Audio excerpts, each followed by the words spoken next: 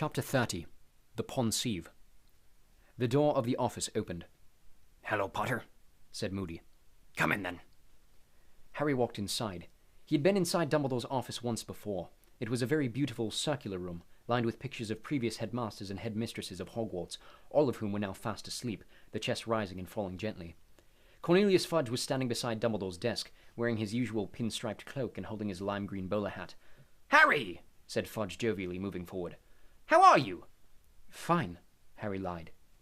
"We were just talking about the night when Mr. Crouch turned up on the grounds," said Fudge. "It was you who found him, was it not?" Yes," said Harry. Then, feeling it was pointless to pretend that he hadn't overheard what they had been saying, he added, "I didn't see Madame Maxime anywhere, though, and she'd have a job hiding, wouldn't she?" Dumbledore smiled at Harry behind Fudge's back, his eyes twinkling. "Yes, well," said Fudge, looking embarrassed. "We're about to go for a short walk on the grounds, Harry, if you'll excuse us. Perhaps you just go back to your class." "I wanted to talk to you, Professor," Harry said quickly, looking at Dumbledore, who gave him a swift, searching look. "Wait for me, Harry," he said. "Our examination of the grounds will not take long." They trooped out in silence past him and closed the door. After a minute or so, Harry heard the clunks of Moody's wooden leg growing fainter in the corridor below. He looked around. "Hello, Fawkes," he said. Fawkes, Professor Dumbledore's phoenix, was standing on his golden perch beside the door. The size of a swan, with magnificent scarlet and gold plumage, he swished his long tail and blinked benignly at Harry. Harry sat down in a chair in front of Dumbledore's desk. For several minutes he sat and watched the old headmasters and headmistresses snoozing in their frames, thinking about what he had just heard, and running his fingers over his scar. It had stopped hurting now. He felt much calmer somehow, now that he was in Dumbledore's office, knowing he would shortly be telling him about the dream. Harry looked up at the walls behind the desk. The patched and ragged sorting hat was standing on a shelf. A glass case next to it held a magnificent silver sword with large rubies set into the hilt, which Harry recognized as the one he himself had pulled out of the sorting hat in his second year. The sword had once belonged to Godric Gryffindor, founder of Harry's house. He was gazing at it, remembering how it had come to his aid when he had thought all hope was lost, when he noticed a patch of silvery light dancing and shimmering on the glass case. He looked around for the source of the light and saw a sliver of silver white shining brightly from within a black cabinet behind him, whose door had not been closed properly. Harry hesitated, glanced at Fawkes, then got up, walked across the office, and pulled open the cabinet door. A shallow stone basin lay there, with odd carvings around the edge, runes and symbols that Harry did not recognize. The silvery light was coming from the basin's contents, which were like nothing Harry had ever seen before. He could not tell whether the substance was liquid or gas. It was a bright whitish silver, and it was moving ceaselessly. The surface of it became ruffled like water beneath wind, and then like clouds separated and swirled smoothly. It looked like light made liquid, or like wind made solid. Harry couldn't make up his mind. He wanted to touch it, to find out what it felt like, but nearly 4 years' experience of the magical world told him that sticking his hand into a bowl full of some unknown substance was a very stupid thing to do. He therefore pulled his wand out of the inside of his robes, cast a nervous look around the office, looked back at the contents of the basin, and prodded them. The surface of the silvery stuff inside the basin began to swell very fast. Harry bent closer, his head right inside the cabinet. The silvery substance had become transparent. It looked like glass. He looked down into it, expecting to see the stone bottom of the basin, and saw instead an enormous room below the surface of the mysterious substance, a room into which he seemed to be looking through a circular window in the ceiling. The room was dimly lit. He thought it might even be underground, for there were no windows, merely torches and brackets, such as the ones that illuminated the walls of Hogwarts. Lowering his face so that his nose was a mere inch away from the glassy substance, Harry saw that rows and rows of witches and wizards were being seated around every wall on what seemed to be benches rising in levels. An empty chair stood in the very center of the room. There was something about the chair that gave Harry an ominous feeling. Chains encircled the arms of it, as though its occupants were usually tied to it. Where was this place? It surely wasn't Hogwarts. He had never seen a room like that here in the castle. Moreover, the crowd in the mysterious room at the bottom of the basin was comprised of adults, and Harry knew there were not nearly that many teachers at Hogwarts. They seemed, he thought, to be waiting for something. Even though he could only see the tops of their hats, all of their faces seemed to be pointing in one direction, and none of them were talking to one another. The basin being circular and the room he was observing square, Harry could not make out what was going on in the corners. He leaned even closer, tilting his head, trying to see. The tip of his nose touched the strange substance into which he was staring. Dumbledore's office gave an almighty lurch. Harry was thrown forward and pitched headfirst into the substance inside the basin. But his head did not hit the stone bottom. He was falling through something icy cold and black. It was like being sucked into a dark whirlpool. And suddenly, Harry found himself sitting on a bench at the end of the room inside the basin, a bench raised high above the others. He looked up at the high stone ceiling, expecting to see the circular window through which he had just been staring, but there was nothing there but dark, solid stone. Breathing hard and fast, Harry looked around him. Not one of the witches and wizards in the room, and there were at least 200 of them, was looking at him. None of them seemed to have noticed that a 14-year-old boy had just dropped from the ceiling into their midst. Harry turned to the wizard next to him on the bench and uttered a loud cry of surprise that reverberated around the silent room. He was sitting right next to Albus Dumbledore. "Professor!" Harry said in a kind of strangled whisper. I'm sorry, I didn't mean to. I was just looking at that basin in your cabinet. Where are we?" But Dumbledore didn't move nor speak. He ignored Harry completely. Like every other wizard on the benches, he was staring into the far corner of the room where there was a door. Harry gazed nonplussed at Dumbledore, then around and silently watchful crowd, and then back at Dumbledore. And then it dawned on him. Once before, Harry had found himself somewhere that nobody could see or hear him. That time he had fallen through a page in an enchanted diary, right into somebody else's memory, and unless he was very much mistaken, something of the sort had happened again. Harry raised his right hand, hesitated, and then waved it energetically in front of Dumbledore's face. Dumbledore did not blink, look around at Harry, or indeed move at all, and that, in Harry's opinion, settled the matter. Dumbledore wouldn't ignore him like that. He was inside a memory, and this was not the present-day Dumbledore. Yet it couldn't be that long ago.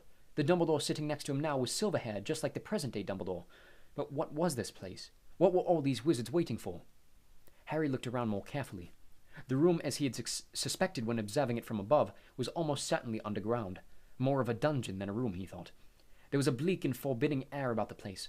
There were no pictures on the walls, no decorations at all, just these serried rows of benches rising in levels all around the room, all positioned so that they had a clear view of that chair with the chains on its arms. Before Harry could reach any conclusions about the place in which they were, he finally heard footsteps.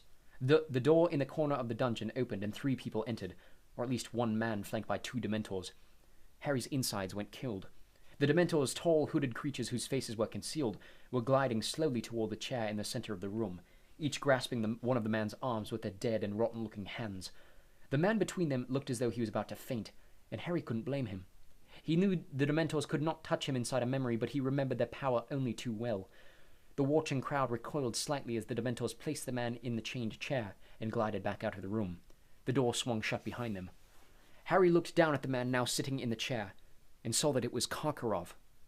Unlike Dumbledore, Karkaroff looked much younger. His hair and goatee were black. He was not dressed in sleek furs, but in thin and ragged robes. He was shaking.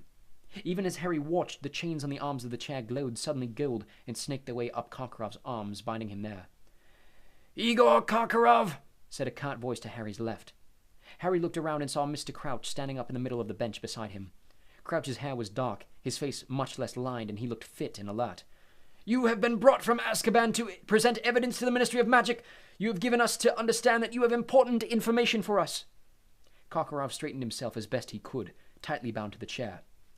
"I have, sir," he said, and although his voice was very scared, Harry could still hear the familiar unctuous tone in it. "I wish to be of use to the Ministry. I wish to help. I know that the Ministry is trying to round up the last of the Dark Lord supporters. I am eager to assist any way I can." There was a murmur around the benches. Some of the wizards and witches were surveying Karkaroff with interest, others with pronounced mistrust. Then Harry heard quite distinctly from Dumbledore's other side a familiar growling voice saying, "Filth!" Harry leaned forward so that he could see past Dumbledore. Mad-Eye Moody was sitting there, except that there was a very noticeable difference in his appearance. He did not have his magical eye, but 2 normal ones. Both were looking down upon Karkaroff, and both were narrowed in intense dislike. "Crouch is going to let him out," Moody breathed quietly into Dumbledore. "He's done a deal with him. Took me 6 months to track him down, and Crouch is going to let him go if he's got enough new names. Let's hear his information, I say, and throw him straight back to the Dementors." Dumbledore made a small noise of dissent through his long, crooked nose. I was forgetting. You don't like the Dementors, do you, Albus?" said Moody with a sardonic smile. "No," said Dumbledore calmly. "I'm afraid I don't. I have long felt the Ministry is wrong to ally itself with such creatures." "But for filth like this," Moody said softly. "You say you have names for us, Karkaroff," said Mr. Crouch. "Let us hear them, please." "You must understand," said Karkaroff hurriedly, "that he who must not be named operated always in the greatest of secrecy. He preferred that I mean to say his supporters, and I regret now very deeply that I ever counted myself among them." "Get on with it," sneered Moody. We never knew the names of every one of our fellows. He alone knew exactly who we all were. Which was a wise move, wasn't it? As it prevented someone like you, Karkaroff, from turning all of them in, muttered Moody. Yet you say you have some names for us, said Mr. Crouch. I do, said Karkaroff breathlessly. And these were important supporters, mark you. People I saw with my own eyes doing his bidding. I give this information as a sign that I fully and totally renounce him, and am filled with a remorse so deep I can barely... These names are, said Crouch sharply. Karkaroff drew a deep breath. There was Antonin Dolohov, he said. I saw him torture countless muggles and non-supporters of the Dark Lord. And helped him do it, murmured Moody. We have already apprehended Dolohov, said Crouch. He was caught shortly after yourself. Indeed, said Karkaroff, his eyes widening. I am delighted to hear it. But he didn't look it. Harry could tell that this news had come as a real blow to him. One of his names was now worthless. Any others? Said Crouch coldly. Why, yes, there was Rosier, said Karkaroff hurriedly. Evan Rosier. Rosier is dead, said Crouch. He was caught shortly after you were too. He preferred to fight rather than come quietly and was killed in the struggle. Took a bit of me with him, though, said Moody to Harry's right. Harry looked around at him once more and saw him indicating the large chunk out of his nose to Dumbledore. No more than Rosier deserved, said Karkaroff, a real note of panic in his voice now. Harry could see that he was starting to worry that none of his information would be of any use to the Ministry. Karkaroff's eyes darted toward the door in the corner, behind which the Dementors undoubtedly still stood waiting. Any more? Said Crouch. Yes, said Karkaroff. That was Travers. He helped murder the McKinnons. Mortimer, he specialized in the Imperius Curse. Forced countless people to do horrific things. Rookwood, who is a spy, and he who must not be named, useful information from inside the Ministry itself. Harry could tell that this time Karkaroff had struck gold. The watching crowd was all murmuring together. Rookwood? Said Mr. Crouch, nodding to a witch sitting in front of him, who began scribbling upon a piece of parchment. Augustus Rookwood of the Department of Ministries? The very same, said Karkaroff eagerly. I believe he used a network of well-placed wizards both inside the Ministry and out to collect information. But Travers and Mortimer we have, said Mr. Crouch. Very well, Karkaroff. If that is all, you will be returned to Azkaban while we decide. Not yet! Cried Karkaroff, looking quite desperate. Wait, I have more! Harry could see him sweating in the torchlight, his white skin contrasting strongly with the black of his hair and beard. Snape! He shouted. Severus Snape! Snape has been cleared by this council, said Crouch disdainfully. He has been vouched for by Albus Dumbledore. No! Shouted Karkaroff, straightening the chains that bound him to the chair. I assure you, Severus Snape is a Death Eater! Dumbledore had gotten to his feet. I have given evidence already on this matter, he said calmly. Severus Snape was indeed a Death Eater. However, he rejoined our side before Lord Voldemort's downfall and turned spy for us at great personal risk. He is now no more a Death Eater than I am. Harry turned to look at Mad-Eye Moody. He was wearing a look of deep skepticism behind Dumbledore's back. Very well, Karkaroff, Crouch said coldly. You have been of assistance. I shall review your case. You will return to Azkaban in the meantime. Mr. Crouch's voice faded. Harry looked around. The dungeon was dissolving as though it were made of smoke. Everything was fading. He could see only his own body, all else was swirling in the darkness. And then, the dungeon returned. Harry was sitting on a different seat, still on the highest bench, but now to the left side of Mr. Crouch. The atmosphere seemed quite different, relaxed even cheerful. The witches and wizards all around the walls were talking to one another, almost as though they were at some sort of sporting event. Harry noticed a witch halfway up the rows of benches opposite.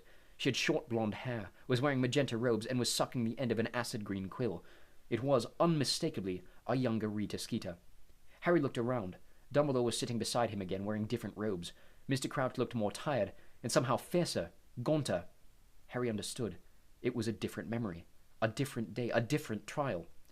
The door in the corner opened, and Ludo Bagman walked into the room.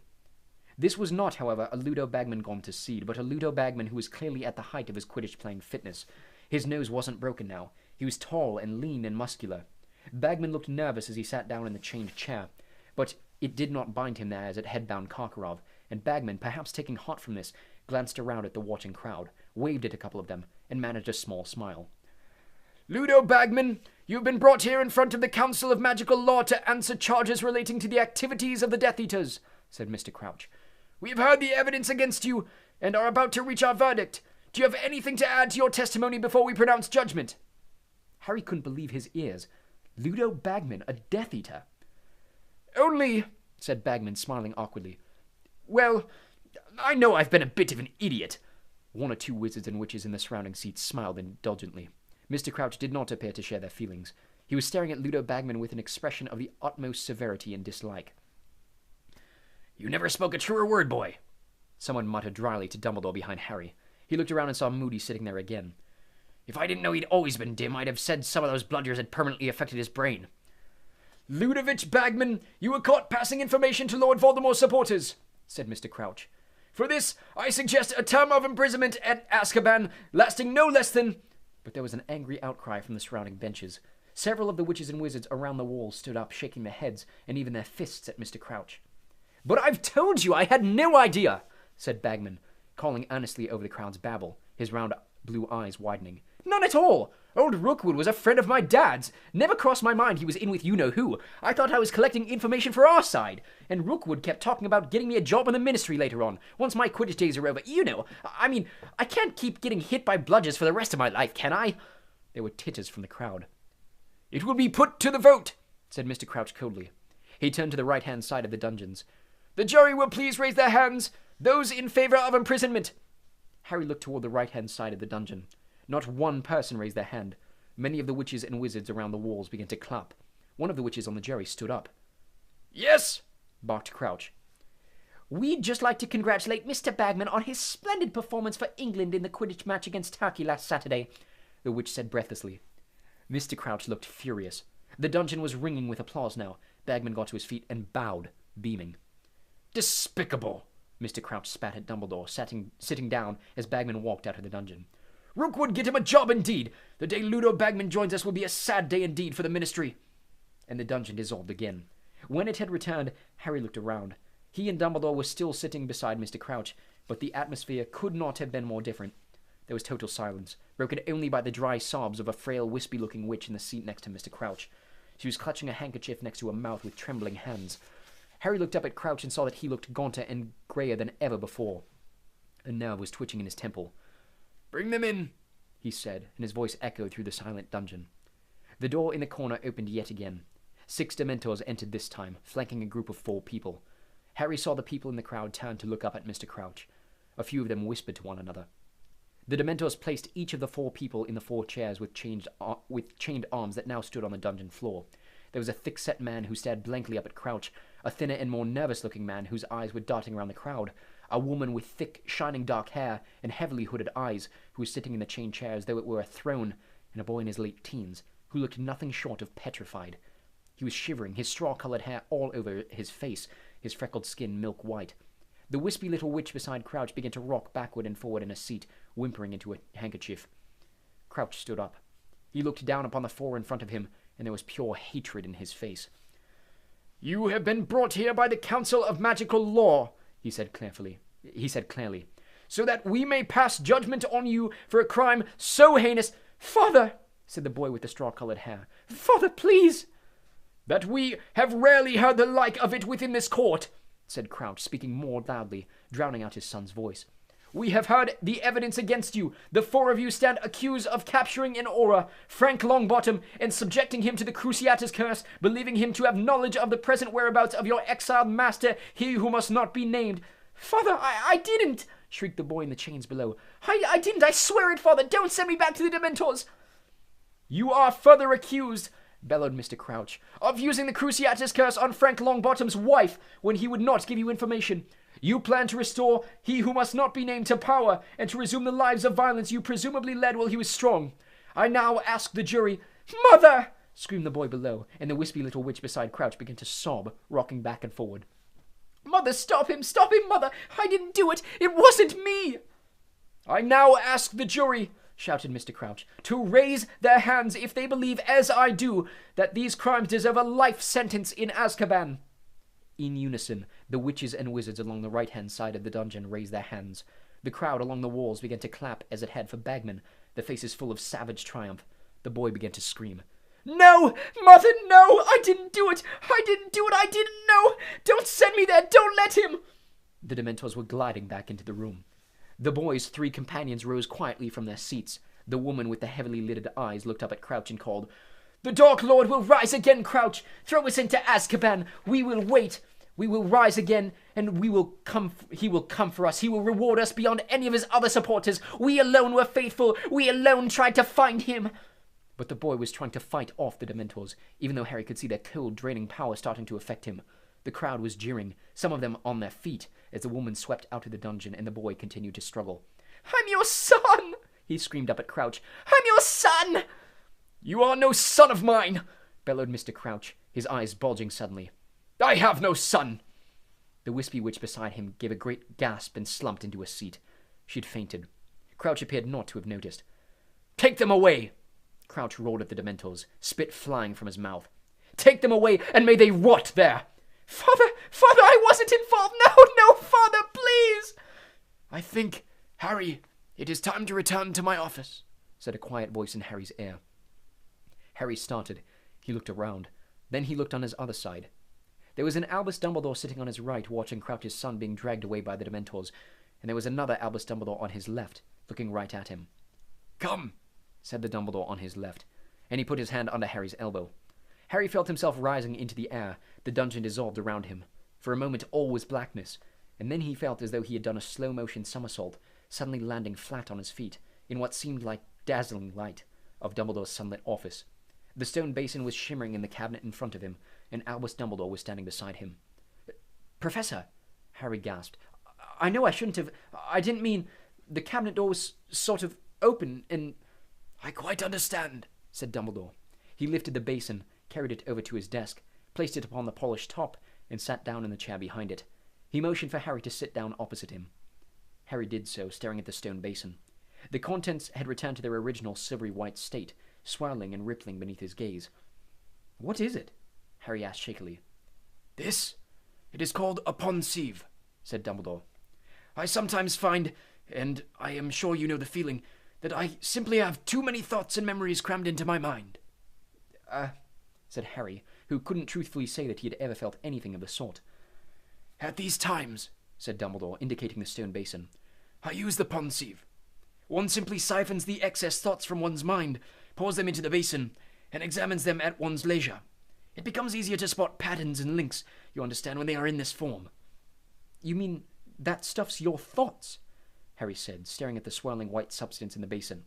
"Certainly," said Dumbledore. "Let me show you." Dumbledore drew his wand out of the inside of his robes and placed the tip into his own silvery hair near his temple. When he took the wand away, hair seemed to be clinging to it, but then Harry saw that it was in fact a glittering strand of the same strange silvery white substance that filled the Pensieve. Dumbledore added this fresh thought to the basin, and Harry, astonished, saw his own face swimming around the surface of the bowl. Dumbledore placed his long hands on either side of the Pensieve and swirled it, rather as a gold prospector would pan for fragments of gold, and Harry saw his own face change smoothly into Snape's, who opened his mouth and spoke to the ceiling, his voice echoing slightly. "It's coming back. Karkaroff's too, stronger and clearer than ever." "A connection I could have made without assistance," Dumbledore sighed. "But never mind." He peered over the top of his half-moon spectacles at Harry, who was gaping at Snape's face, which was continuing to swirl around the ball. "I was using the Pensieve when Mr. Fudge arrived for our meeting, and put it away rather hastily. Undoubtedly, I did not fasten the cabinet door properly. Naturally, it would have attracted your attention." I'm sorry," Harry mumbled. Dumbledore shook his head. "Curiosity is not a sin, Harry," he said. "But we should exercise caution with our curiosity. Yes, indeed." Frowning slightly, he prodded the thoughts within the basin with the tip of his wand. Instantly a figure rose out of it, a plump, scowling girl of about 16, who began to revolve slowly, with her feet still in the basin. She took no notice whatsoever of Harry or Professor Dumbledore. When she spoke, her voice echoed as Snape's had done, as though it were coming from the depths of a stone basin. "He put a hex on me, Professor Dumbledore, and I was only teasing him, sir. I only said I'd seen him kissing Florence behind the greenhouses last Thursday." "But why, Bertha?" said Dumbledore sadly, looking up at the now silently revolving girl. "Why did you have to follow him in the first place?" "Bertha?" Harry whispered, looking up at her. Was that Bertha Jorkins?" "Yes," said Dumbledore, prodding the thoughts in the basin again. Bertha sank back into them, and they became silvery and opaque once more. "That was Bertha as I remembered her at school." The silvery light from the Pensieve illuminated Dumbledore's face, and it struck Harry suddenly how very old he was looking. He knew, of course, that Dumbledore was getting on in years, but somehow he never really thought of Dumbledore as an old man. So, Harry, said Dumbledore quietly, before you got lost in my thoughts, you wanted to tell me something. Yes, said Harry. Professor, I was in divination just now, and I fell asleep. He hesitated here, wondering if a reprimand was coming, but Dumbledore merely said, Quite understandable. Continue. Well, I had a dream, said Harry. A dream about Lord Voldemort. He was torturing Wormtail. You know who Wormtail... I do know, said Dumbledore promptly. Please continue. Well, Voldemort got a letter from an owl. He said something like Wormtail's blunder had been repaired. He said someone was dead. Then he said Wormtail wouldn't be fed to the snake. There was a snake beside his chair. He said he'd be feeding me to it instead. And then he did the Cruciatus curse on Wormtail, and my scar hurt, Harry said. It woke me up. It hurt so badly. Dumbledore merely looked at him. That's all, said Harry. I see, said Dumbledore quietly. I see. Now, has your scar hurt at any other time this year, excepting the time it woke you up over the summer? No, How did you know it woke me up over the summer? Said Harry, astonished. You are not Sirius's only correspondent, said Dumbledore. I have also been in contact with him ever since he left Hogwarts last year. It was I who suggested the mountainside cave as the safest place for him to stay. Dumbledore got up and began walking up and down beside his desk. Every now and then, he placed his wand tip to his temple, removed another shining silver thought, and added it to the Pensieve. The thoughts inside began to swirl so fast that Harry couldn't make out anything clearly. It was merely a blur of colour. Professor, he said quietly after a couple of minutes. Professor Dumbledore stopped pacing and looked at Harry. My apologies, he said quietly. He sat back down behind his desk. Do you know why my scar's hurting me? Dumbledore looked very intently at Harry for a moment, and then said, I have a theory, no more than that, but it is my belief that your scar hurts both when Lord Voldemort is near you and when he is feeling particularly strong surges of hatred. But why? Because you and he are connected by the curse that failed, said Dumbledore. That is no ordinary scar. So, you think that dream, did it really happen? It is possible, said Dumbledore. I would say probable. Harry, did you see Voldemort? No, said Harry. Just the back of his chair, but there wouldn't have been anything to see, would there? I mean, he hasn't got a body, has he? But then how could he have held the wand? Harry said slowly. How indeed, muttered Dumbledore. How indeed. Neither Dumbledore nor Harry spoke for a while. Dumbledore was gazing across the room, and every now and then placing his wand tip to his temple and adding another shining silver thought to the seething mass within the Pensieve.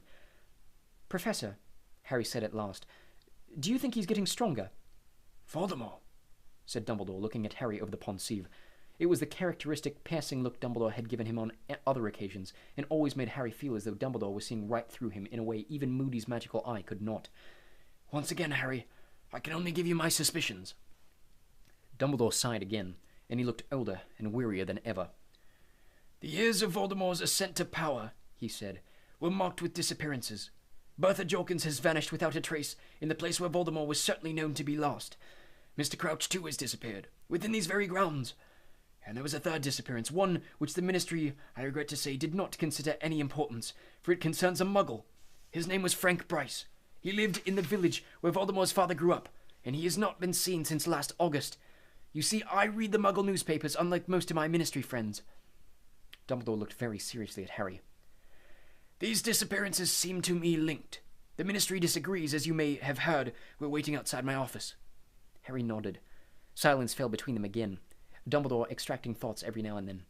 Harry felt as though he ought to go, but curiosity held him in his chair. Professor, he said again. Yes, Harry, said Dumbledore.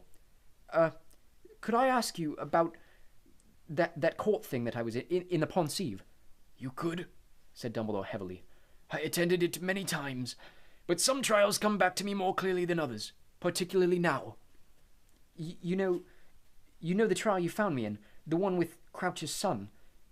Well, were they talking about Neville's parents?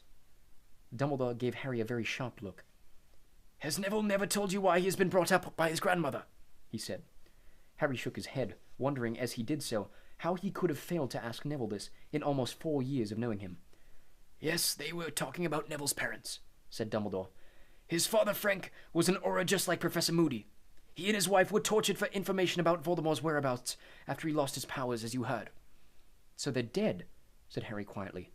No, said Dumbledore, his voice full of a bitterness Harry had never heard there before. they are insane. They are both in St. Mungo's Hospital for magical maladies and injuries. I believe Neville visits them with his grandmother during the holidays, but they do not recognize him. Harry sat there horror-struck. He had never known, never in 4 years bothered to find out. The Longbottoms were very popular, said Dumbledore.